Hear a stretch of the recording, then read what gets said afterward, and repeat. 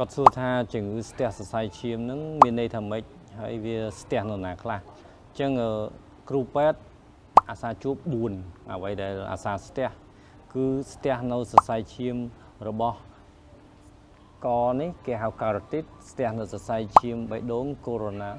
ស្ទះសរសៃឈាមនៅតម្រងនោមហើយនិងស្ទះសរសៃឈាមនៅកភ្នួតជើងនេះដែលធ្វើឲ្យគាត់អត់មានឈាមទៅចិញ្ចឹមគ្រប់គ្រាន់អាហ្នឹងគេហៅថា atherosclerosis តែជាទូទៅអ្នកជំងឺគាត់តែងតែយល់ហើយគឺស្ទះដោយសារខ្លាញ់ហេតុអីបានស្ទះហើយមិនគ្រោះថ្នាក់ដល់បេះដូងខួរក្បាលអ្នកជំងឺគាត់គិតថាប្រហែលជាមកពីលើសខ្លាញ់ហើយបានស្ទះសរសៃឈាមសម្រាប់គ្រូពេទ្យគាត់គិត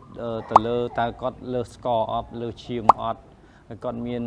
អាយុលើសពី50អត់ហើយគ្រួសារគាត់ធ្លាប់ស្ទះចឹងដែរអត់ហើយគ្រូពេទ្យគិតថាគាត់ជក់បរិយអត់គាត់ហូបមិនគិត unhealthy diet ជាប្រចាំឬក៏អត់